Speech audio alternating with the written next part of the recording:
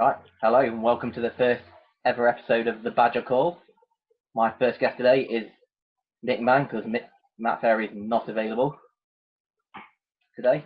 Buying himself a nice glass of Australian red. It's from Jared's winery actually. Is it? Yeah, so Jared's little winery that he works at, he's only bought about 6 or 7 bottles of between red and white home, and I've finished all the white, so I'm onto the red now. And you've been working there?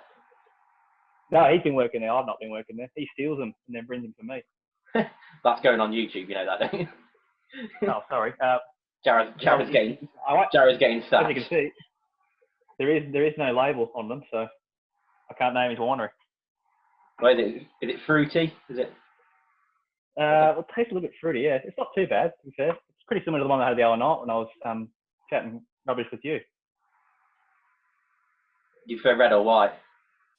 Probably prefer white, but I mean, red on a night like tonight. What is it? Monday night, I think. For a Monday night, it's not too bad. I think a hot glass of red. Yeah, I probably got more of a rosé person, to be honest. Oh yeah. Yeah, I can go. I can You're just more Corona man. Rosé is like what's it called? It's just like pop though, isn't it? You don't. Yeah. It's like a soft drink. We used to play we used to play a drinking game before we went out with like a bottle of rosé, and we'd go through a bottle of rosé in about 3 minutes. It was that easy to drink. Where was that, Little Eaton? Yeah, I played it a few times at Little Eaton. Usually some mates, to be honest. Yeah. Oh yeah. Should we get through the boring cricket chat? Yeah, get through all that crap. We'll go through that. So how long have you been playing cricket? You've just always you're Australian, so you've always played cricket, haven't you? Yeah, I remember playing. As far as me, I'm a cricket kid when I was like 2 or 3 years old. But I think when I actually started playing what we'd call like your All Stars and your hardball cricket, I think I started that at 8, playing for my local under 11s. What they were. What team was that? Somerville. So where Jared plays his cricket. So where Jamie came as an overseas about 5, 6 years ago, that was my local club, and that's where I grew up learning my cricket. Were you playing at Somerville when Jamie played? No, I've been to my second year. Yeah.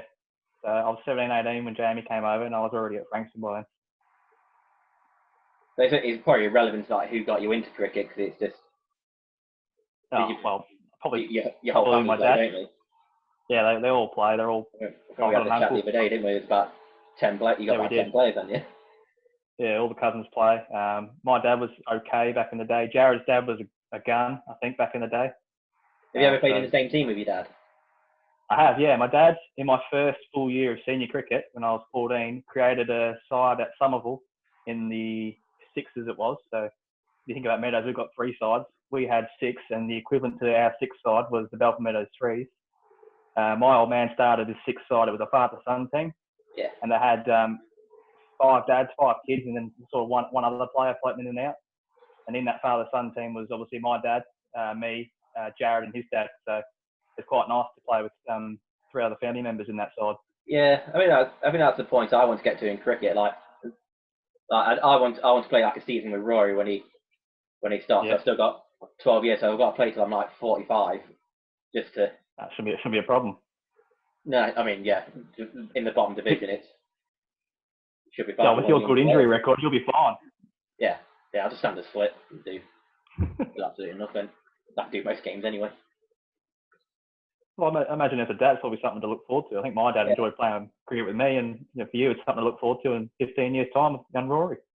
Yeah, exactly. You got like boys who's got Ezra now, and Jim's got William. Like they're all the same age, so they'll all be. You'd hope that they'll come through the junior setup at the same time. Like they're all still playing for Meadows. Like even if we're not playing, they're playing. You got a good family setup down at Meadows. You start your own father-son team. Yeah. Yeah, there's 6 of you. You could all keep on the park and stay fit and healthy. Get J-Ray's dog playing. Yep, that'll be useful. There's a few boys that probably next to have kids. What was your first cricket bat? My first cricket bat was a Gray Nichols Gladius 360, I think it was called, and Matthew Hayden used it back in the day. So I don't even remember. Yeah. Is that the one he Yeah. got? So Is that one he broke the world record with at the time? I think it was. Yeah. So what year was that? About 04? Yeah, it would have been. 03, I mean, it was 04? against Zimbabwe. Just before Lara. Yeah. Yeah. I mean, Well, no, Lara had it, and then Yeah. Hayden broke it. Yeah, Lara had like 316, I think it was. Hayden then got about 330, didn't he? He got 370 maybe, and then Lara went on and got 400 against he you got blokes. 400. Wow, I watched that game. I love watching Good. Brian I Lara like the back height of though. that. Oh yeah, easy on the eye. That whole series that where Lara scored the 401. And they battered us in that test. They ended up scoring about 700 in that innings. I think Ridley Jacobs got a century as well.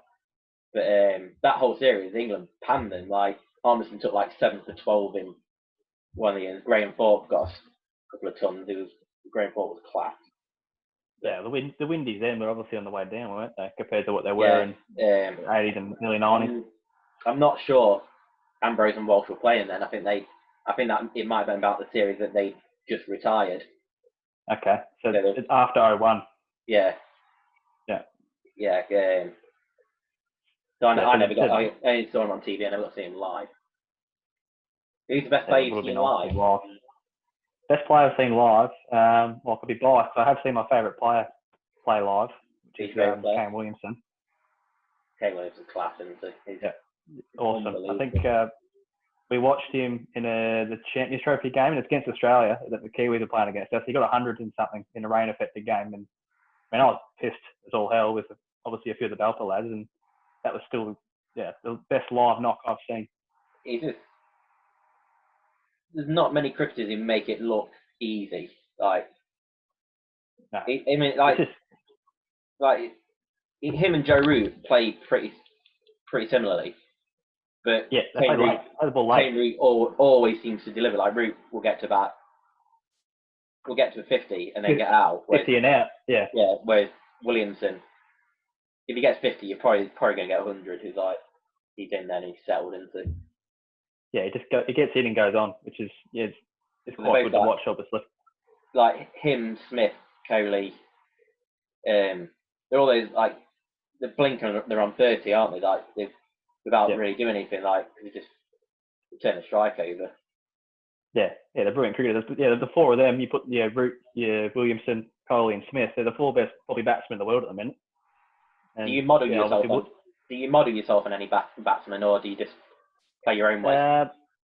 Obviously, my own way is pretty boring, but the person I would like to model myself on would be Damian Martin. Good player. Which is probably a few of the older blokes in the UK might remember him. I think he was one of the around. If that Australian team just won everything for 10 years. He was part of that era we had between 2000 and 2000. He was a very underrated player in that team. Because everyone always talks about like the Wars and Hayden Langer, but he never really gets mentioned. But he was class, wasn't he?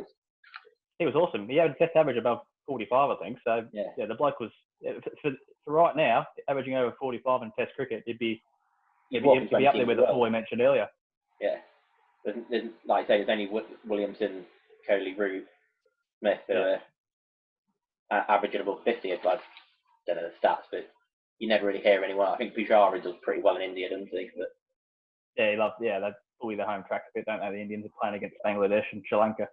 Bit boring, aren't they? Now, other than cricket, do you do anything else? Do you play any other sports? Have you ever played any other sports? Yeah, I play a couple other sports, unfortunately. Tennis was a big one for me growing up. I think that was a real number one sport for a little while. And then golf in my teen years, and then obviously even now, if I could get on the golf course, I would probably pick that over a game of cricket most times around a golf. We had a couple of decent games, didn't we? Like, yeah, we did, didn't we? We take Cooper around the Morley Hayes track. Yeah. I've not been around with Coops. I've only been to the driving range with Coops. Okay. He's awful. We tied a game, didn't we? We might have done, yeah. We were quite, we had a nice little hit around the tower course there at Morley Hayes. I think it was the first game we played. I think we played twice, and I think the first game, I kind of fluked it. I was putting everything. My short game was ridiculous that day. yeah, on a really small little 9-hole course, you're quite useful around the greens. Yeah, I'm dangerous on it. The thing is, when I go to a driving range, I never practice driving because I'm rubbish at driving, so I don't do it. I just practice my short game. But I think you can kind of win a game in your short game, can't you? If you can get within 100 yards and finish in the next 2 or 3 shots, you're going to do pretty well, aren't you? I proved it when you and I played. When I could whack the ball 250 yards down the middle of the fairway, I can't putt and chip for crap. Or can't putt for crap. Yeah. I know that. Got no touch. Yeah. When I always used to have, those little putting machines where the ball you just hit the ball back to you. I used to have one of them as a kid. So I just put it all day long. So it is one of my. That'd be useful now in isolation, having one of them. Yeah. I was trying to create a crazy golf course in the back garden the other day. Then I realised my golf clubs are still at my stepdad's. So I haven't actually got a putter. Yeah. So that'd have been fun. Get your hands on them and go for a walk down the meadows and have a whack off the hill. Piss off the new groundsman. We definitely need like next year to get like the golf day, get a proper golf day. Well, we had something organised last year. There was something that they tried organising when I was obviously still here about golf day in August sometime. This wasn't enough interest. People, because you need a good 20, 30 players to play it. Like, yeah, it's probably hard to get most blokes to commit to a full day's cricket Saturday and then a full day's golf Sunday. Yeah, exactly. Yeah, we've got enough players. I think half of the first team definitely play, don't they? And then you got like Deccan, Ben Joyce, and like Chris Sheldon. Yeah. Chris Sheldon needs a golfer. I've seen his Instagram. Is Mike Lizzie as well? I don't know actually. So if the 2 new boys play golf, there's 2 extra into the golf academy at Belfast Meadows. Yeah, well, we'll have to organise them in next year. Is that a good one? A good class. That was good. Yeah, I might have another one then. Yeah. Go and have a treat. Also, this is classified as social drinking because technically I'm talking to you, Morgs. Is it lonely in the shack? It's very lonely in here, yeah. Well, I'm 20, 30 metres away from, obviously, mum, dad and sister in the house, but it's a bit boring out here at this time of night because we all got to do our own thing. I watch my Netflix and the Amazon and they potter and fight about inside. What are you watching at the moment? I'm watching, well, I probably shouldn't say what I'm watching because it's all about Germany. What would have happened if Germany won the war? A documentary. It's The Man in the High Castle on Amazon Prime. I'll have to give that a watch. You recommend it? Quite interesting, actually. Highly, I recommend it. Roland would like it. He's big on his history and World War II. Yeah. So going on to Belfast Meadows. Yep. Who brought you? Who first got you involved in Meadows? Who asked you to come over? Well, the person you can all blame now that we can name him is name and shame him is Chris, obviously. I stayed with Chris and his folks the first year. I came over and that was awesome. Stephen Audrey obviously looked after me quite well, and Chris was the first person to get on to me. I think I was playing over here my first couple of games. I was in the Frankston Fours, and Chris messaged me saying, want to come over for a season next year? Obviously, it's your winter. Had you met him when he was playing out there? No, I'd never met him. I knew he played for Pearstow from someone this middleman that we were talking to, Lee Lowry. So I knew Chris had come over here and played for Pearstow. In the same year, Jamie had played for Somerville. Like I'd crossed paths with Jamie, but I'd never sort of sat down and had a chat with him like I'd want to now anyway. But it was that weird little connection with the middleman that got me to Balfour in the end. So yeah. Unfortunately, Chris is to blame. What sold the idea? Did you always want to go and play abroad? Did you always want to come and play over in England? To be fair, no, not really. It's something I maybe thought about after I was at uni that year that Chris had messaged me. I wanted to complete my 2-year course or whatever I was doing, and then come over and maybe have a season over there and then come back to life. But obviously 5 years on, that hasn't happened because I spent 4 years over there, drinking my liver away. Yes. When you first moved to Meadows, what did you think? What did you think of the standard of English cricket? About what you were playing with? I thought, well, to be really honest, the standard was average. What was compared to what I was used to? But the challenging thing for me, Division 4 North then. I mean, I was I came over as a fresh-faced little 19-year-old, and obviously I'm 23 now. I've got a little bit better, but even for them playing Division 4 North, I could see that the standard wasn't amazing. But the thing that was going to be hardest for me was the conditions. I mean, you blokes all grew up on playing on grass and not really the synthetic stuff. Whereas for me, some of all my local club was all synthetic, and it wasn't until I was 15 that I played on turf for the first time. So, 4 years on 19, I'm all of a sudden playing in English conditions, and the ball moving around, the pitch seaming around. It's all things I had to sort of basically change my entire game to, trying to customise to English conditions. Do you find it harder playing an Australian season then coming over here, or playing an English season then going back to Australia? I've found it harder to go from the Australian season to the English season. I think that's because I come from facing, what you blokes, we all harp on about how quick the bowling I can face can sometimes be. But it's the pace and bounce as well, and wickets over here. Like balls come through that we talk about through that cock high, so the top of the bails basically as a batsman. Whereas in the UK, everything's coming through shing high, or if they do drop short, it's not really the short ball that we get here in Oz. I'll be fending balls around my face here in Australia, whereas in the UK, anyone with good pace is only going to get it up to sort of my rib cage. So when you get someone like Bashir coming to bowl you kind of relish that. That's what. That's the most comfortable I've felt. Other than the fact he did swing the ball, obviously a Duke ball in his hand in English conditions. He was swinging the ball both ways at good pace, so that was challenging because the Kookaburra here doesn't do anywhere near as much as what the Duke does. But that was the most comfortable I'd felt probably at the crease, which is probably a bit hard for anyone else to say who batted with me that day because the blokes like Weedos and Jamie were backing away and making it a bit hard. When I was like playing for Little Eton, when we got up to Division 2, we came from Division, like we played 4, 3 and 2. And the standard then was like you probably would have preferred it back then. We played Division 4 and we were playing against, I think it was Melbourne, and they had a couple of lads opening the bowling. And they were quick, and I've not seen lads that quick in Division 4 since. Like Division 4 is such a strange division. Like some years it can be a really tough division to play in, and some years it's like this is like Division 6, 7 cricket. Like it's such a mixed bag. I mean, you look at the side we had in Division 4. I mean, we had Rob, Dan, and Jonesy as our bowlers, and Rob's easily one of the better swing bowlers I've played with or against. And Pat's obviously pretty quick for a Division 4 bowler, and Jonesy was just nibbly line of length. But blokes we played against, the best bowler we played against that year was Michael Dean, who we played against again last year. That he was by far the standout. Yeah, Michael Dean is a class player. We played against him at Little Eton. I think that was Division 4 actually when we played against him. We playing against home and away. He'd been playing Prem for Chesterfield the year before, and I think they won the division. I think he was one of the top wicket takers in the Prem at the time, and I think he got some sort of injury. If I'm recall, and he was playing for their seconds. And some of the deliveries we played up at Queen's Park, and we were sat up on the balcony watching.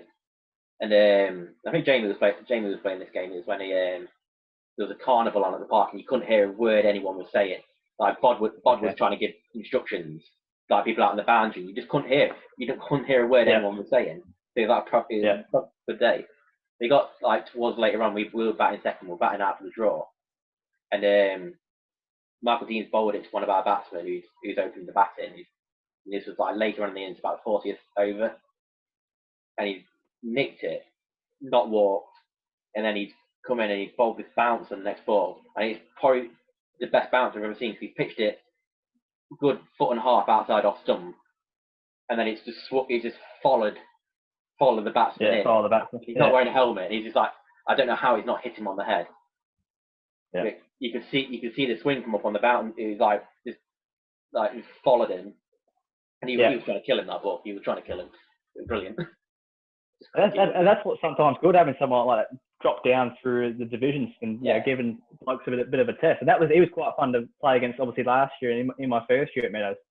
But it's a very big difference between your good players and your bad players in each Yeah. side from like Division 2 to 4. I've found from playing at Balfour over the years because if you compare, there's always one or two teams you're confident of rolling for under 100. Yeah. But they've got one or two good players. Yeah, and you get one of them. It used to be like you go up the divisions, and every division it'd be like in the bottom division you'd have one good player. There's one good player, 10 bang average players. Then you got the next level, and there's 2 players.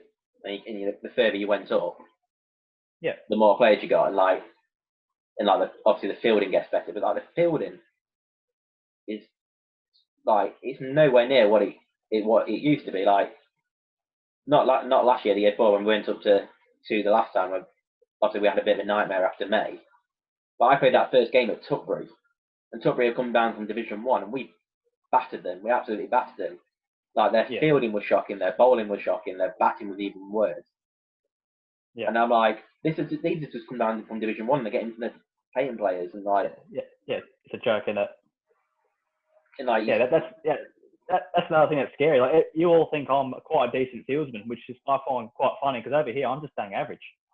I mean, fielding should be second nature, and for some blokes, I mean, Jamie's quite good at it, but I think Jamie might have improved when he came over here. I mean, Chris is obviously class. Jamie's always had a good technical side to him. Like when he was younger, he looked like he was going to be a good fielder. But yeah, I think when he left Little and went to A and B, he changed. He left halfway through the season. I think he left just before the transfer deadline, which would have been in July. They played probably 6-7 weeks for A and B. Yeah. And in those 6-7 weeks, he was by far a better cricketer than what he ever was at Little Eton. He got a century in those 6-7 weeks. Yeah, it was batting 9, 10, 11 for our first team at the time. Yeah. So sometimes the standard of cricket you can play can sort of you bring your parts of your game up with it. So fielding, for example, if you look at Dan Kelly's fielding, he's one of the worst fielders I've ever seen technically, catching the ball like that and everything. I just don't think it's been taught that well. It's not a Meadows thing. It's a thing in this country that when you go to a net session, it was always just you just have a bat and bowl. You might get someone to hit a few catches up in the air to you, but there's nothing technical about it. Whereas a lot of clubs recently have started going down the coach, the proper coach. Paul is a fantastic coach. It's been awesome for us. And his big mantra is you've got to be the best fielding team in the division. That's it's bread and butter into that. If you are the best fielding team, you're probably going to knock 20-30 runs off what you're chasing. Yeah. Anyway. Yeah, and last year we were the best fielding side, and rightfully so, we were promoted. Yeah. It helps that we are a younger side as well. The problem you had last year is you're the best fielding team, and then we're giving away whatever you're making in the field. They're giving away in extras. Yeah, that came down to the bloke who thought he was our best bowler. Dan Kelly averaging probably 3 or 4 wides a game. But yeah, that kills you. I mean, as a captain now, wides and everything kill you because all of a sudden umpires are on my back about time. Obviously, you've got to have the overs done in a certain amount of time. So when you bowl in 5 or 6 extra overs, it kills you. Again, yeah, I mean, it's something you don't need. And for Dan, if we bowl the same pace or 4 steps, he's coming off the 30-yard circle in his first spell. It's just it's completely it's just not required. Yeah. So we've had a bit of a rant there, so I think that's a good time to move on to our Room 101. All right, okay. You want my three things I've changed? So yeah, for people who are going to watch it for the first time, which is everybody because it's the first one, that's right. What I guess they're going to do is they're going to give me 3 things they hate about cricket, basically, and I'm going to decide if that stays in the game or I agree with them and it can go in the bin. So what's your first offering? Well, when you said hate, we said things you could change as well. Yeah, hate change. Yeah. I mean, these are all things I probably hate as well because it's frustrating. I've tried to make them sort of all Balfour Meadows and DCCL based. The 3 things. Well, the first thing I want to change is I've written them down in case I had too many reds. The win-loss draw, because I think that's an absolute joke. I think it should be you win or lose, and then the batting points and bowling points coming after that. I mean, so many times we've been shafted because blokes from the opposition who were batting second are blocking out for a draw. And, Dan and Rob, whoever we've used earlier in the day, is a bit spent. So they can't, it's hard to come out and try and get an 8th, 9th, 10th wicket in the 40th overs. It is one of the frustrating things. Like, if I play devil's advocate, the only argument I can put forward to that is, I think it was Paul Allen who mentioned it actually when I was talking to him last year about, because obviously in the Premier League it's win-lose cricket now. They play 50 overs win-lose cricket. That's what they play. And from the bowler's perspective, like, he loves earning wickets. He loves, as a bowler who's figuring something out, he loves the thrill of getting someone out, like figuring someone out. Whereas, like, you're going to get a lot of people who get cheap wickets now, like, cause they've got to, especially in the second innings, where you've got to go for it. They've got to go for it. And you'll get bowlers who are getting 60, 70 wickets a year, but 50% of them are going to be 9, 10, 11, trying to score a big. Yeah, that's fine, because I mean, I'm lucky enough. That's all I've ever grown up with is win-lose cricket. I mean, when I try and explain it to people here about how the win-loss work. Yeah. And if everyone gets lost when I try and explain how I do it. You go into work like, oh, did you play cricket the weekend? Yeah. Did you win? No, we got a winning draw. Oh, so you won? Yeah. Like, no. You got the same amount of runs. Like, no. We scored 200. They scored 150. Yeah. I think the one big thing I hate about it is the teams. If say like we went out and scored 250, 300, and that team's got no intention of going for it, you can tell from 4-1 if they're going for it or not. Like, at least give it a go and then block out for a draw. Exactly. I mean, Chesterfield tried to do that to us, I think, in the last game. They had every intention to try and block out and cause us. It wouldn't have been an upset. We would have still gone up with a winning draw. But they were obviously, they won the toss and they sent us in, which for a start, me and the two umpires both thought, like, everyone knows what's going on with the league here. Obviously, the seconds got hammered at wherever we were playing and came back to watch that back end of that innings. But the problem you've got is a lot of teams, like I was panning back to earlier, is they haven't got, from after number 6, it's usually a tail after that, and people who aren't good at blocking out for draws, that their role usually in the team is to score runs. Yeah. So the only way they're going to get a losing draw is if they're good batsmen who are capable of winning games. Yeah. Block out, and it's like just boring, isn't it? It's just. Yeah, and it kills off what should have been, one side's completely dominated the day by batting first and putting on, 250, 300, and they've got the other side 100 for 6 at the end of the 46th over, and you're thinking, why do we waste our time playing cricket today? It's tough. It's in this country. It's like, if you grow up at junior level, you play 20-20 cricket, win-lose cricket. But surely, if you're going to put someone in that to move into adult cricket where it's win, lose, draw, in the Derbyshire divisions, they should be offering points to junior teams who don't get bowled out.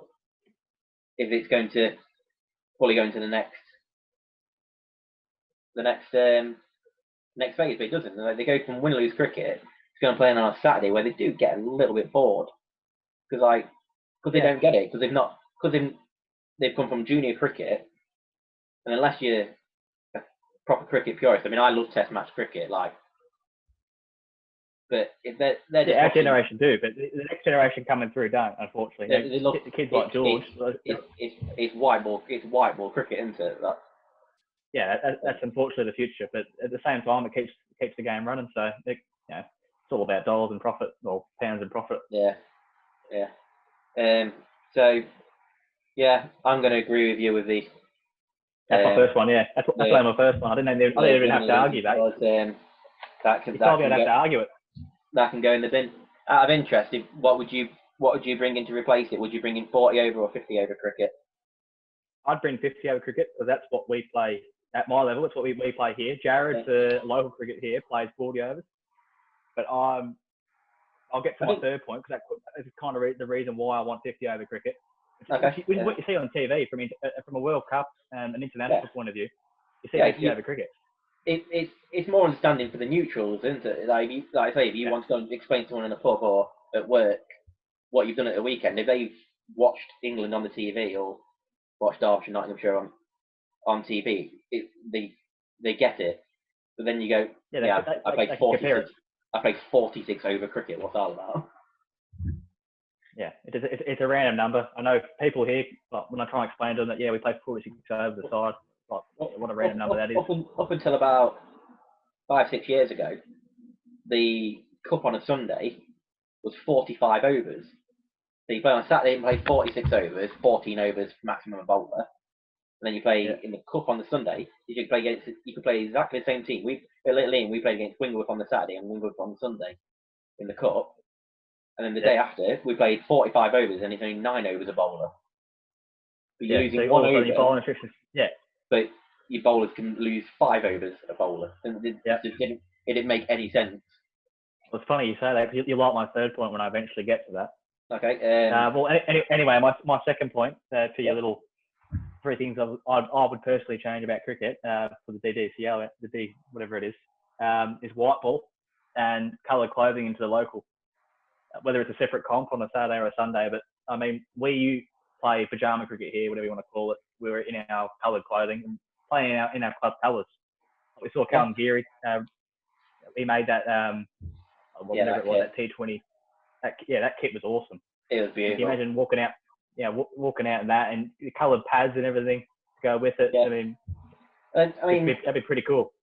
In the Premier, I think Division 1, their cup is a coloured clothing club. When we played against Denby in their warm-up game, we wore our training tops in that game. And I think that's the closest thing we've had to something similar to that. I agree. I think you play in like Jackson Cup, Butley Cup in the midweek games. And this year they've got I think the Jackson Cup they're having the 100. Well, they would have been if cricket hadn't been cancelled. We're having the 100 ball cricket, and why have the T20?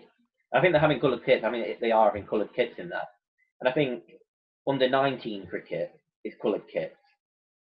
Yeah. Well, they're coloured kits, but under 13s, under 15s, under 17s are all. Yeah, and then us who are the first team, for example, we're the faces of the club, and we're still playing T20s, white clothing, red ball, which is, for me, it's really strange. But you watch it on TV. I mean, England won a World Cup last year with coloured clothing and white ball. So the kids would love it. The kids would absolutely love it. Like, they don't want to wear white kit. So they all wear the Meadows tops, don't they? They all wear their blue Meadows tops. Yeah. And they love wearing them. You see them wearing them around town. And I know we're in our white today, but the chance we're going to get wearing. We're badgers. But yeah, I think for the future of cricket, especially in this country, like obviously or established in Australia, I think you have got to go down, especially at junior cricket. I think they'd much prefer to play in coloured kits. Exactly. Like they do at quick cricket. You wear what you want. You wear whatever colour. Obviously, it's a bit of free for all. They all wear different colours, but. And you can see the way kids play today as well. I mean, the way kids. I mean, you've got George, not got George, but George likes his 2020 cricket, I'm guessing, and he's shorter form of the game. He doesn't really watch cricket. He plays cricket. He doesn't really watch it. But. Okay. Well, see, we're living with the Callies. It was great fun. I had Dan at one end, who was sort of with me saying, Test cricket's the pinnacle of cricket. This is why you want to play cricket. And I got Alfie at the other end saying, T20 cricket's the best thing ever, blah, blah, blah. Yeah. And the age difference between the two shows how the game's evolved in the last sort of 15, 20 years. Yeah, so was it 2005, the first T20s? Yeah. So it was around then. But yeah, I think for the future of the game, I think you've got to play more coloured clothing cricket and white ball cricket. I mean, it's one of those things that it needs an investment. It needs an investment from cricket boards and the ECB to get junior cricket playing. Like they don't have to have proper kit like this. They don't like the clubs can invest their own money in getting proper kit for them. But even if they just give everyone a blue top, like they just like they do with the All Stars, they've all got the same top, haven't they? They've all it doesn't matter what shorts they wear. I mean, it's the same for us when we played that T20 against Denby. We were our training top and our white trousers. So yeah. I mean, at least it's something. Yeah, exactly that. Like your trousers are pretty irrelevant, aren't they? Like not fully away, but yeah, I think with investment, you need a lot of investment in this giving clubs coloured kit at junior level, not adult level. They have to go and get their own kit. But I agree with. You kept the adult level separate, and then you get into things like I mean, you say your white trousers. I mean, I like to see the coloured trousers, and then if you're using a white ball, pink ball, you want to use maybe coloured pads as well. Yeah. So I mean, you can buy this. Well, pretty cool. You can buy this flip over things, can't you? To go on. And, Glads or something they're called. You just put it straight over your white pads, and your pads are basically coloured. You don't need to go out and buy blue pads or black pads or what. Yeah, I mean, some nut jobs here have actually with this. They've got two pairs of pads because some people here are absolute badgers. They've painted their pads the club colour basically. So for Meadows, I think it's like I don't know what it is, a navy blue or something. There'll be some badger like maybe yourself with a second pair of pads. You just paint them a navy blue. Yeah. Yeah, I think I agree. I agree with you. I think as far as the future of cricket goes, I mean you have to go down the colour clothing thing. I mean, you have to be more imaginative. You don't. It's basic things. You don't need 100 ball cricket. You need coloured clothing. You just need to listen to what people want. Yeah, that's what all these kids are. All these kids are watching a white ball cricket. I mean, Alfie Kelly, for example, all he did was watch white ball cricket. He couldn't care about Test match cricket. I basically just want Alan Geary's kit, to be honest. So that's what I want. That top to be made. I want someone to make that top. Now, I want to wear it. Yeah, that'd be unreal. I'm trying to create it on Cricket 19. I'm trying to create it on Cricket 19. Is that what's next to it? The virtual crickets in coloured clothing next to it. Yeah. That would be unreal. Yeah, we'll get that sorted for. So my second point's pretty good. You happy with that, Morgs? Yeah, I agree with that. I think. Good. Thinking future of the game, yeah. So your third and final.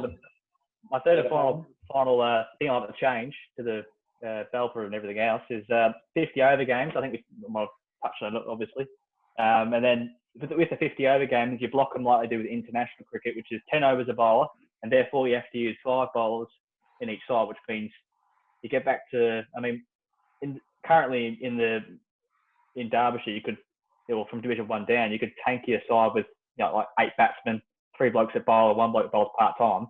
Yeah. And you get 14 overs out of all your 3 main bowlers and your part timer in there as well.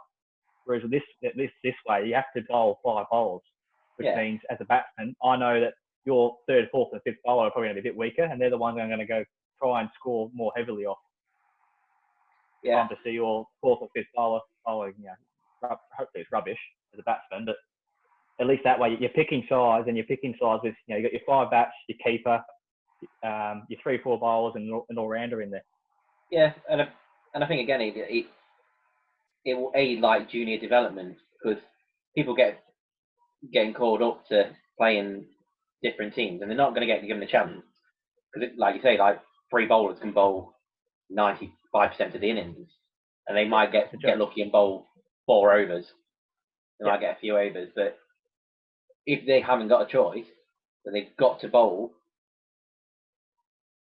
someone for 10 overs or 8 overs, and someone might get 2, 3 overs, like here and there. It's going to benefit cricket. It does. Everyone gets more of a go basically in that way. Yeah. Everyone gets more of a bowl. So someone like a Scotty G, who might have been restricted, not say it's heavy if he started the bowl a bit poorly, you drag him, bring him back on, whatever it may be. But you can get, if he's one of my main bowlers, I have to get 10 overs out of him no matter what. Yeah. Which probably brings spinners back into it a little bit more as well. Oh yeah, definitely. And it makes people think about the game more, because like I say, you could have 2 opening bowlers who bowl 14 overs straight through. And all of a sudden, you pass drinks, you got 18, Yeah. you got 18 overs left. Yeah, you've got no wickets left because the 2 best bowlers have, well, like you're take another 8 overs off them. Yeah. It'll make game of cricket a lot more interesting, and it might make bowlers a bit more attacking. It might, like, batsmen might start thinking about it a bit more. Cause, That's right. As a bowler, you've got 10 overs to get your 5-wicket haul instead of 14. I mean, imagine, say last year, if Dan Bowl would have bowled out 14 overs majority of the time because he was basically forced, he had to be used. yeah. But if I've had, as a captain, if I have to use Dan in a 10 over spell, I'm really thinking about when I use him up front and then I have to use him at the death. So when do I use him in the middle? So as a captain, all of a sudden you've got your best bowler or bowlers. You're really trying to think about when they need to come into the game and when you need to use them. Yeah, I mean, I don't know if you've noticed it when you've come over here, is that some teams turn up and you see them turn up and you're thinking, oh, they've got loads of juniors playing for them. That team, and sometimes it's a bit unfair, but you're thinking the more juniors in the team, the more chance you've got of winning this game. Unless they're pretty talented kids, you're probably going to do pretty well against them. Yeah. But you know that they're not going to be bowling or batting in the top 6 or 7. Yeah, the seniors have got priority. Yeah. I mean, you could use Louis or Finn or any of these kids coming through as an example. Yeah. Who are fast bowlers and restricted. I don't know what it's like having to deal with the restrictions on them, but like Louis can only bowl 6 over spells. I mean, like, if he got on a roll last year, if he got on like a Dan Kelly roll with 4 or 5 wickets and he's into his 6th over, and you want to keep bowling the kid until he's basically run through the side or he's absolutely gassed. And I know it goes down to like the fast bowler's director. That's what it is, because like Louis and Scott could be the same age. Louis could bowl 6 overs, but Scott can bowl 14 overs because he's bowling with spin. It doesn't make sense. It doesn't make any sense. But Louis could come off a shorter run up. Like say Scott came off 7 or 8 paces to bowl his leg spin. Then you get someone like DK who's capable of bowling the same speed he bowls off 30 yards than he does off 5-6 yards. Yep. But it doesn't. There's a lot of like, I can see why they do it, but I don't think people playing enough cricket these days to warrant it at junior cricket level.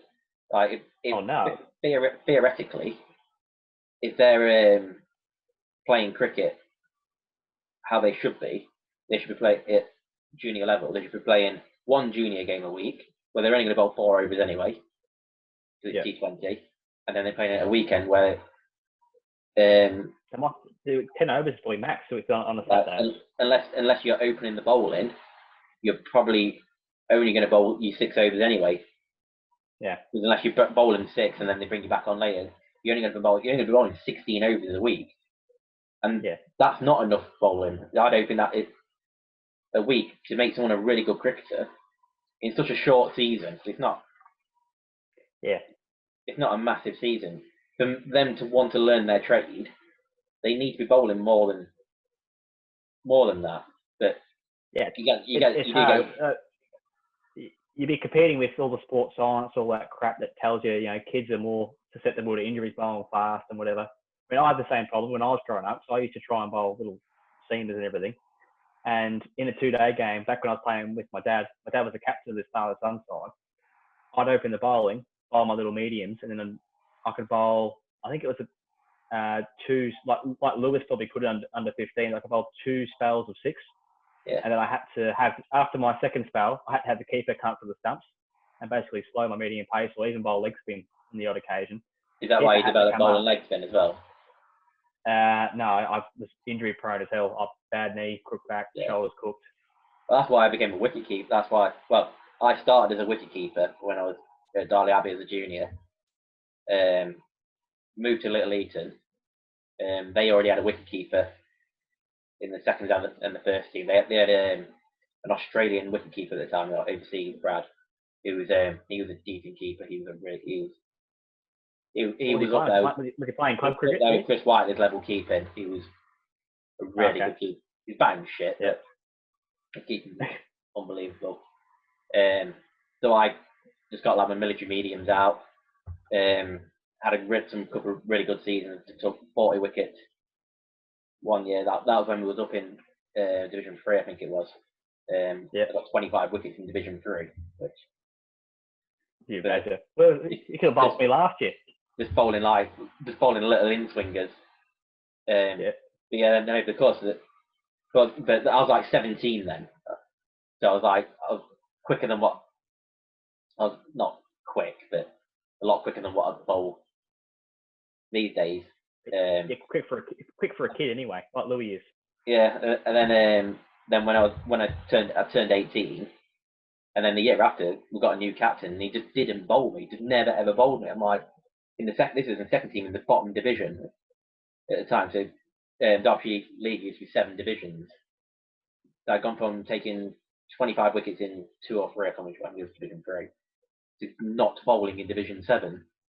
And I'm like, what's going on here? And I fell out of interest in cricket then. Now I barely played now. I put on a load of weight. I still went down and watched, but I just wasn't asked about playing cricket at all.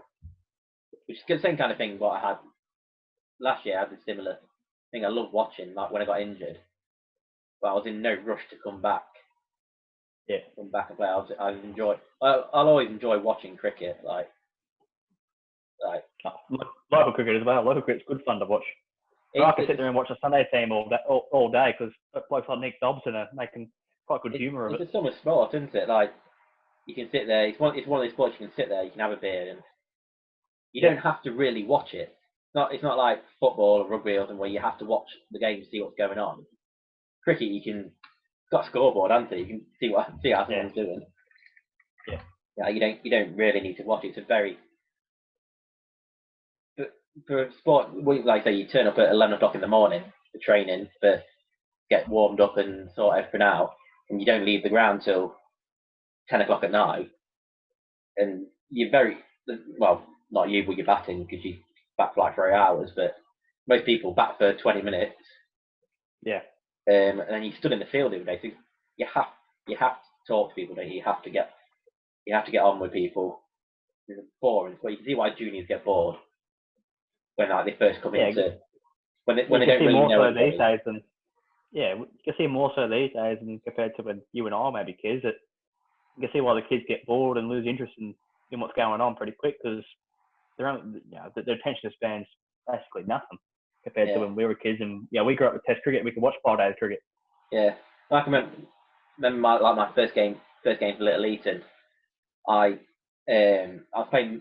I'd left Darley Abbey when I was 15, and didn't play for that somewhere. Like fell out like a load of lads there.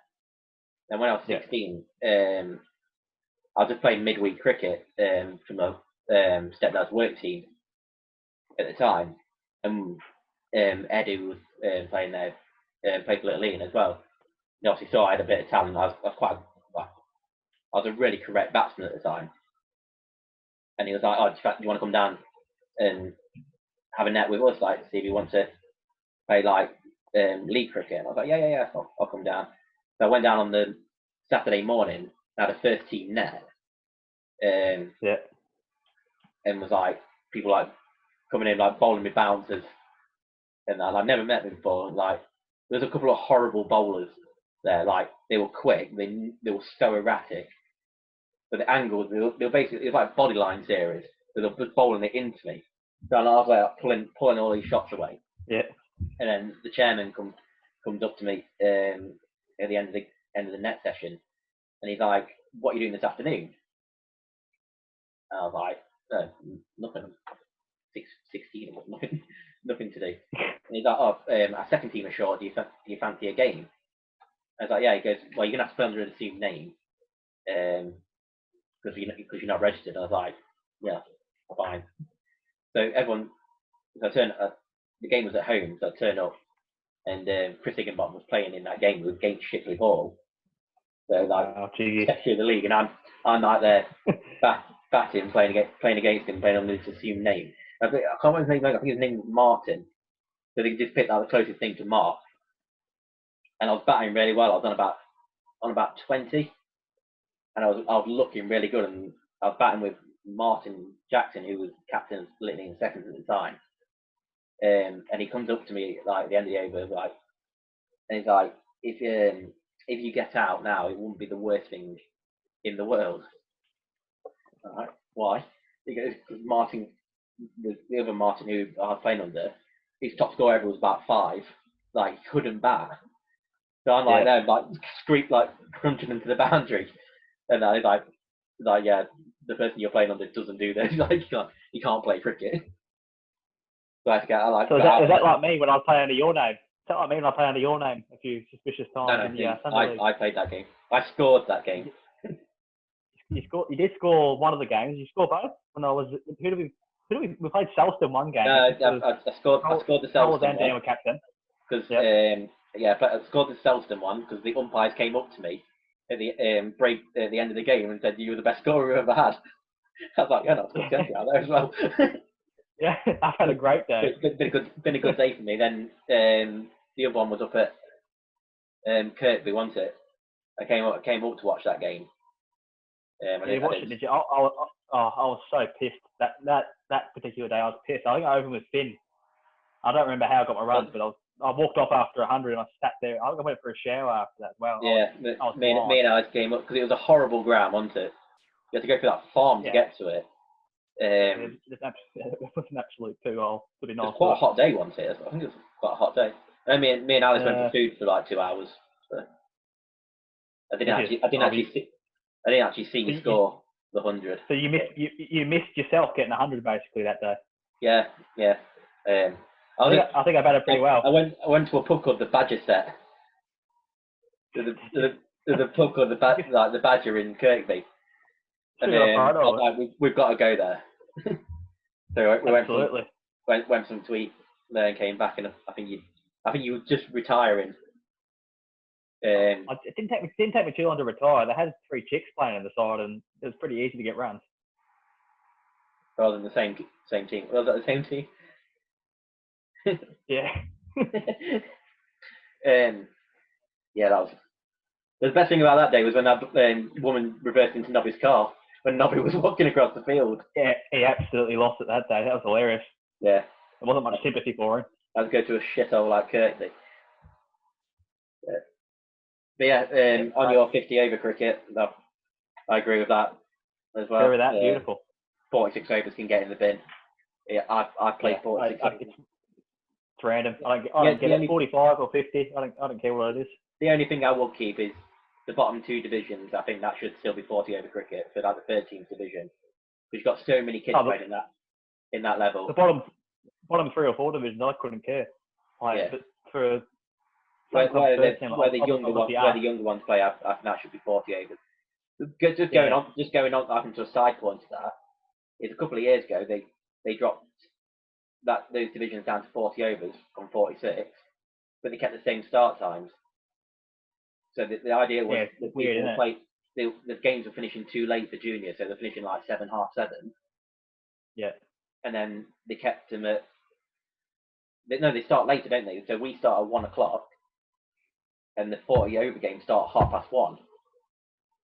I thought we start at 1:30. You start. Maybe they start too, but they start half an hour later. They play less, but they start at the same time. So they're playing 12 overs and in total, and they're trying to start half an hour later. But I think in that they would encourage people to go back to their clubs because most of those divisions play on out grounds. They play at Whitemore and grounds like that. So if they're finishing at 6:30 instead of 7:30, they're going to be more inclined to go back down to their own club. Yeah, they can watch the end of the second team or the first team game, obviously at Meadows. They can come down and watch the end of that. Yeah, definitely. It'd be nice to see Fairy down there for a drink actually, and make a nice change. Yeah, it doesn't usually come down to about 9:30, does it? No, it's very rare to see him actually down there for a beer and find anyone a beer. Well, we're interviewing him on Thursday, So Yeah, just crucify the bloke. well, I'll ask what he does, what takes him so long. Yeah, what does take him so long? If he's not walking, he's not got an excuse. Exactly. So, yeah. But yeah, I agree with all your choices. I thought you would. I didn't make them for you. I thought they'd suit Balper in particular because the win, lose, and everything. If I obviously, if I come back over next year and if I'm captain, I like to bat first most games, and I like to put a score on the board and then put the opposition under pressure by not by setting negative fields, but by bowling to plans and maybe working out how to get batsmen out that way. Oh yeah, I mean, instead of the game evolving into a draw. We've seen your stats board in the changing rooms and that. Like you're a thinker, aren't you? You think about situations. Yeah. You think about. I don't look like it. I don't sound like it, but I do think about the game of cricket, which is very weird for people to understand. You're like me. You love a stat. You love working to percent. You play percentage cricket like. You know where you want your teams to be. You know what. Yeah. In an ideal situation, you've got a clear plan of attack. Like you can say to your team, like either you bowl first, you bat first. Like you bat first, we want to score 250, and like you have it written down like 30 for none, first 10, 60 for one, second 10. Like build the innings. That's it's building that platform, and then you put people. Then you get all of a sudden like Coxie and Dutch, Deck, whoever it may be in that middle order to come out and swing from the arse basically. Yeah, well, that's what they want to do. Don't they? Link to that score. That's the type of cricketers they are. Like you have your builders and you have your brutes, don't you? Like and like the people who come in that middle over, in the like middle to later overs, they get the good job, don't they? They can come out and swing on the hit. I think if you're batting at number 4 or 5 on a Balper wicket, and when you're batting first, you've got it pretty easy. If your openers and your number 3 have done your job, you're walking out. Hopefully you're 60 for 2 maybe, or 100 for 2, and you've got the best part, maybe 20, 25 overs to bat, and you bat normally for as you get yourself in and whatnot for the first 5-10 overs, and then you get to expand your game and hit the ball wherever you want to, hopefully, and I think have good fun. Definitely at Meadows, it's one of those games that 46 overs is a long time to bat, and with the size of the boundaries at Meadows, like if you know how to play at Meadows, then you'll always be successful. Like if you know that you've got to turn 2s into 3s and 1s into 2s. You've got to be fit. And we're a young side, so you think majority of us. With like a few of us saw the work that you do down at the ground, like before training, like I've seen it when you before junior training, when you're doing your 100 runs. Don't tell anyone here that. Everyone thinks I'm really lazy here. I do train my ass off, obviously. Over there. I've seen you. But you got to, haven't you? Like you've got to be match fit. You've got points to prove, haven't you? Like as an overseas coming over, do you feel pressure when you come back, like that you've got to score runs, that you've got to be there? I did in my first year. So maybe the first 2 or 3 games, I never felt any pressure like it. I mean, I don't get paid. Put that out there. Unlike Jamie, I don't get a dime from Balfour. But that first year, I felt like I was also the youngest player that first year, and I was the youngest player in the side every single week. The first year I played for Balfour. You're not far off that. Was on me. You played with pretty much the same team, like all the time you've been. You've not really changed, up the team a little bit. No, well, I think from my first year, I can look at it actually from up here. I've got the photo of the Balfour boys up here. The only people that are left, Fat, if you include him. Boys is in this photo, but if he's in the 2s, probably not. So you've got Fat, Dutch, J-Ro, Chris, Rob. If you stick Jonesy in there as well. So there's 6 or 7 of us that sort of all come through the divisions together and play alongside each other. I came to Meadows in your second season. So we're in Division 3.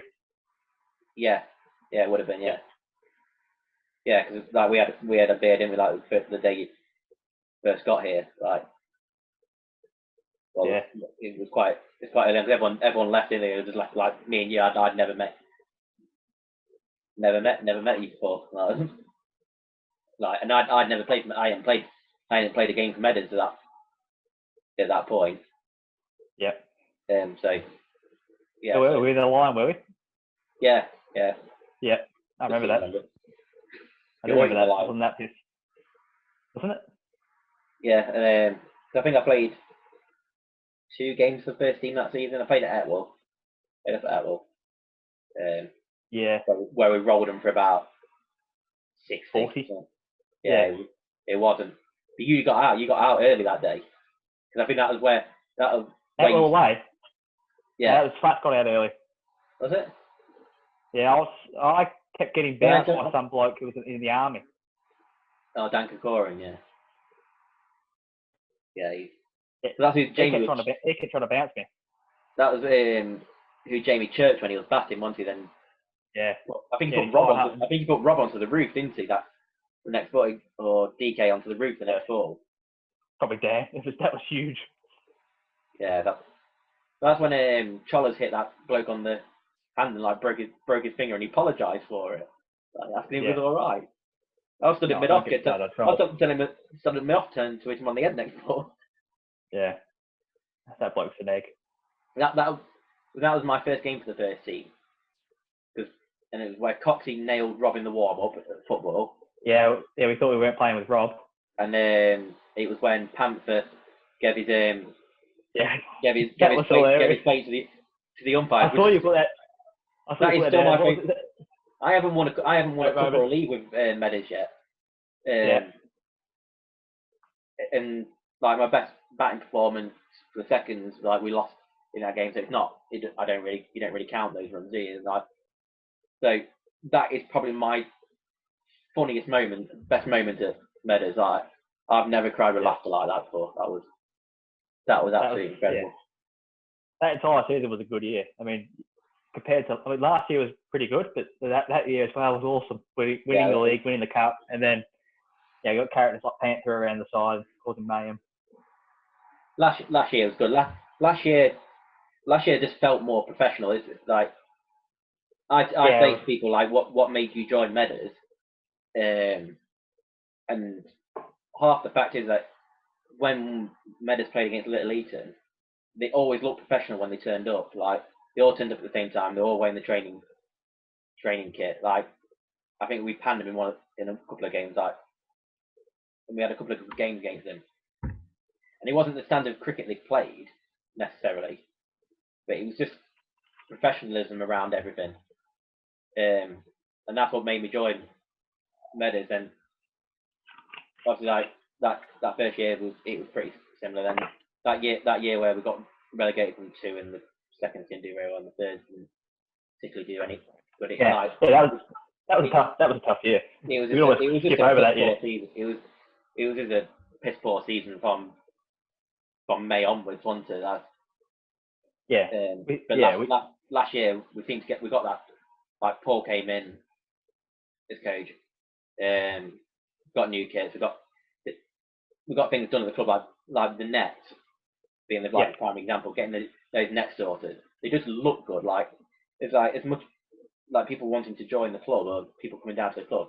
Yeah, Meadows is like, it's up there in the top 5 grounds in the league. Like, in terms of view. The looks and everything. Maybe not facility-wise, but just for looks and just the whole. There's a reason why Derbyshire play down there.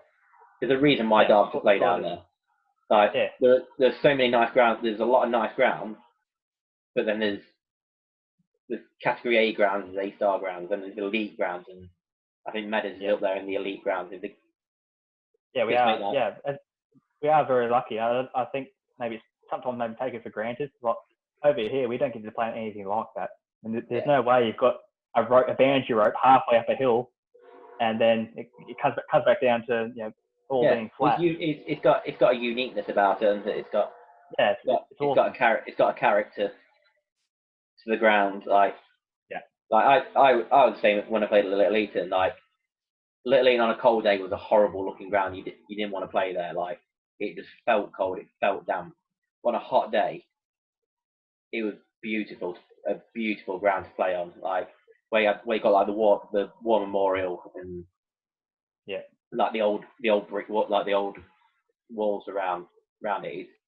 It was absolutely stunning, especially as a park pitch. No difference playing it. You got it was the same as Whitemoor. It was a public park. Yeah, the park. The park with a pitch in it. Yeah, the effort what went in to make that ground look absolutely beautiful. Yeah. And then you get some grounds which are just. What's the worst ground you played at over here? What's the worst looking ground? The worst looking ground. Alistree's up there for looks and everything. See, Alistree, I don't think it looks the worst ground. You know when you're up there, you don't look down like the hill to the football pitch. If you actually look across, it's not that bad a looking ground. It's got like little woods next to it. It's just a post. The whole changing rooms, everything put me off. Yeah, changing rooms. I think I went in to try and buy a beer, and then all of a sudden they didn't sell beer there or something ridiculous like that. So that was a real put off for me. But other grounds like Homewood as well. Homewood felt dodgy as hell. Homewood's up there with poor grounds. It just looks like an army barrack, doesn't it? Yeah. There's no character. Yeah, it's a bit sad because some of the blokes, we had a good chat to them after the game when we played at their place last year. The Hortons are really nice fellas. Yeah. They always turn up against Meadows, don't they? They do, yeah. They always seem to get runs on wickets. They just seem to love playing against Meadows. Like, yeah. I don't think they had a particularly good season last year, but the game at home they got 2 winning draws against us, didn't they, last year? Yeah. So that comes down to 2 of my points here again, that we got more. So when we played them at home, we had less runs than them. But when we played them at their place, Chollas and I batted out for a draw for the best part of 25 overs. That was if Chollas and I could play, and we were 6 runs short. If Chollas and I play our natural game, we knocked that off in 40 overs if the pair of us stay in. But I think the game plan was just keep trying to over by over, we'll assess it, and then they play to their strengths there, don't they? They know their ground. They knew they were doing it. It's got that slight little slope on it, and you've got I think it's Jamie Horton who bowls the outswingers. He goes with the slope. Yeah. He got a lot of blokes caught LB and or caught behind the wicket and LBW. Well, they had that lad who opened the bowl in. He got a couple of early ones. Big in-swinging bloke. So he came down from the other end, where the pitch is on the opposite angle, and he's bowling. I don't think he got many wickets last year, but he just looked lethal that day. They just turn up. They turn up against Meadows. It's not like there's not like an animosity towards Meadows. It's just coincidence that they just love playing against Meadows. I don't know why. It's like you get it, don't you? I've played against them 4 times, and I've still not beat them properly, or with full points basically. Yeah, I've got a few clubs where you're not beating them. You turn up and they're going to be Ilkeston Rutland in my club. I don't think I've ever beaten Ilkeston Rutland in any game of cricket. I played against them once. What about personally? Because I've struggled personally against Homewood as well. Personally, I've always struggled against Mary. There used to be an older bloke who played for him called Gordon Top, and he just put everything on a decent length. He was probably in his 50s when I played against him every season, and he always got me out. Like he wasn't even trying to get in my head. I got him in my head. Like I'd see Mary on the fixture card, and I'd be like, I'm going on holiday that weekend. So I'm not going to do anything. Yeah, exactly. Against him. Even I've had that over in the UK, and I think it was that Jamie Horton bloke. I'd made, I think, 2 ducks and a 1 against Homewood in the first 3 games, and in the last time we played against them at their place, I got 96 or 98 not out. But that Jamie Horton had got me out all 3 times for less than 0, 0 and 1. So I averaged nothing against them. You missed a shot in that last over, didn't you? I think someone was it a backward point? Put on a really decent stop. You cut. Yeah, I think I cut one perfectly behind backward point, and he put a good stop in. Yeah, I think it's the first time he fielded something that day, because that starts with a ton. You probably would if that had gone for 4. You're winning that game. 'Cause it was early on in the over, wasn't it? Yeah, it was. I think Jeff still gives me crap about that actually, because he says that we should have gone hard earlier. But at the same time, I mean, that was a tough game for us because we were missing a couple of players, and so Charles and I were in at number. Obviously, I was opening, and Charles at number 7 or 8. We boosted Rob up the order. Coxie, Jaro, Chris, and Rob, and Owen contributed absolutely nothing between them. Owen went early. Owen got out early, didn't he? Yeah, I think. To be fair, I actually looked at the stats the other day, on that particular game, because I could and I had nothing else to do. Owen, Jaro, Chris, Rob, Coxie, all had single figures between them. So the 5 of them, 5 of our best bats,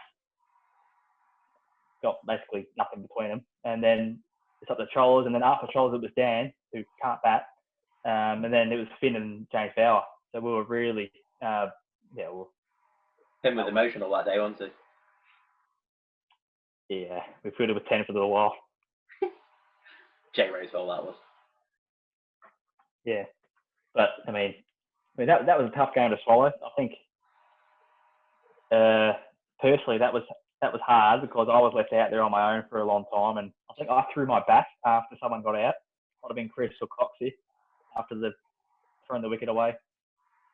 I mean, no one means to get out.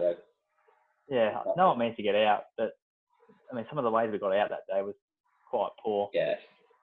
The one that does probably stick with me as a captain now was the Denby game, and I think Harrison was there. He reminds me of this that Denby game.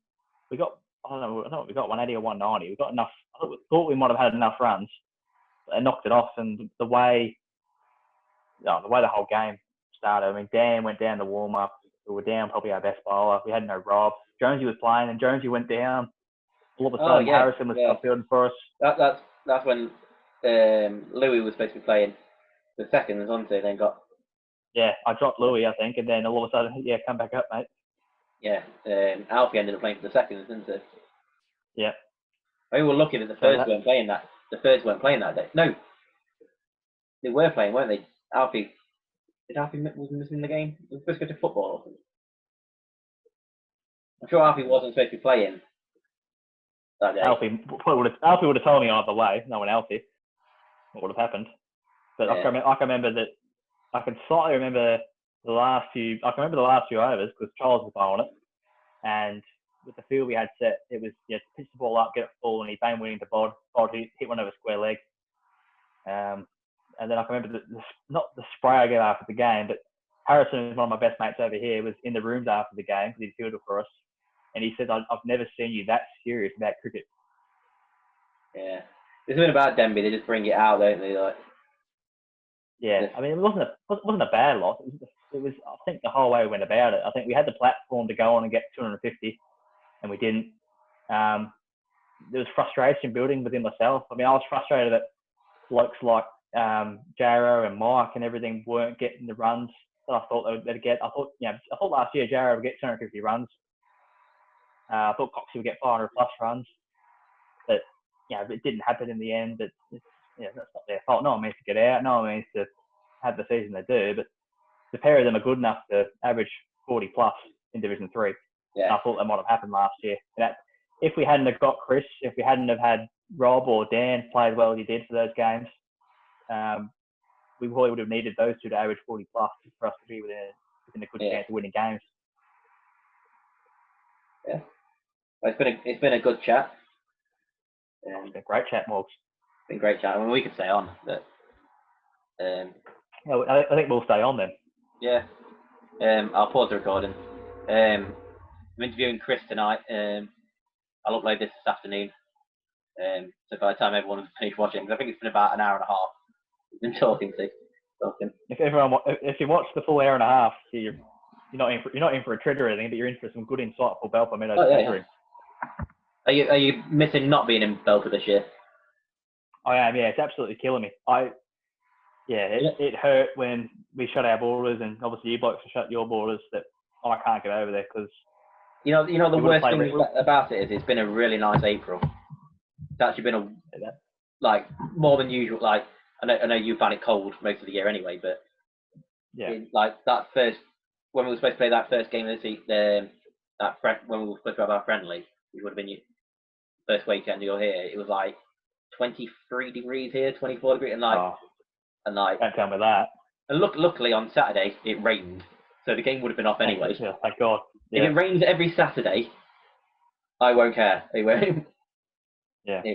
But I mean, we had a massive point to prove in Division 2 this year, and I was really looking forward to, seeing the new blokes, obviously, the two new blokes we signed, and then seeing everyone else, how far they've come with their game again in 6 months' time. And I think we could have been top 4 for Division 2 this year, to be honest. If everything, not gone to plan, but if everyone played to their ability, we would have been top 4. It's one of those strange ones that we've got to look like when we can start training outdoors again. Of treating it like it's a proper cricket season, going hard, really learning your skills, getting to know. Obviously, you won't be here, but everyone's got to try and get to know their role, get to know people, their role in the team, get to know the team. But like the two new lads who've come in, like treat it like it's like I think the plan at the moment is some like 7 games in August, like from August to September. And it's like you've got to treat them like 7 cup finals, haven't you? You just got to and like learn your own game, and then go next season. Like go again. I mean, next season. The hardest part for you blokes is that everyone's missing out of a full season of cricket. I mean, you're all turning a year old again next year, and you've all probably missed out. I mean, Alpha's average age is probably 26, 27. Yeah. Everyone's at a nice ripe age to be probably in their cricketing purple patch in a sense. Yeah. And everyone's going to miss out on a full 6 months of cricket. Yeah. So it's hard. As hard as it is for me not to come over, it's even harder for you blokes not to put out a full season of cricket. It's just like you just run out of stuff to do. I mean, the advantage is the whole country's in the same situation at the moment that we can't do anything. You're not allowed to do anything. Like so, football is the same, cricket is the same, golf is the same. Like nobody's doing anything. It's not like you can go and do something alternate to the situation. Like it's not like I can go like cricket's been cancelled. I'll go and watch football, or I'll go and pick up something new. Because you can't do anything. You're not allowed to do anything. So at least when they eventually let us go out and do something again, it'll still be cricket season. You'd hope it'd still be cricket season that you can like even if a couple of games, even if it's just training, even if it's playing inter-club 2020s on a Wednesday night. Just something like whatever. You just have to get you all there for a beer and sort of just even if you just reminisce on the old times and whatnot. I think like people can't have an excuse that I've got stuff to do this weekend. I think like why don't you do it when you're in quarantine? Ain't the fun. Everyone's gardens are looking absolutely pristine because everyone's got nothing to do. There's no excuses next year when someone misses a game because they're gardening or some bull crap. I've lived in this house for just over a year now, and up until we got put in lockdown, I'd been in the back garden once, and I've been in like nearly every day now. I'm going in nearly every day now. Yeah, I've noticed that beard of yours has got super long over the last 6 months. It has doubled in size. I had it trimmed in January, but my hairdresser's been shut for 4 or 5 weeks now. And it was same as everywhere. And I was due a haircut that week, so I've not had a haircut or a beard trim for about 9 weeks now. You could dye that silver or white, and you could be bloody Santa Claus come Christmas time. Surprising. Maintaining colour. I'm getting a bit grey here. When my hair gets long, it gets grey there. You're lucky I can't see it. Yeah, I've got a shadow on it. Yeah. I might have to let Alice loose with like the sides. I'll have to get to trim the sides. It's getting a bit mushroom-like. Yep. Yeah, get the number 1 all over. Yeah. Right, but I'm not pausing you. I'm just stopping the recording. Please do. Yeah, that's the first episode of the Badger Call today. It's been a long one, Morgs. It has. You got anything final to say to anybody? You don't have to keep it clean. keep it clean. Don't have to I keep it miss clean. Mike Cox. I don't have to keep it clean. Right, I miss Mike Cox, and I wish Mike Cox all the best in his adventures of trying to get a potential freeway without me. Yep, it'll be a two-way. Yep. Just normal Yeah, I'll be there watching. I'll be in the corner anyway watching if Cox is watching. All right. So thank you, Nick Mann, for joining us today. What time is it over there? I've got a clue actually. Half past 10. Jesus Christ. Early for you then. Absolutely. I've got 6 hours staying up. All right.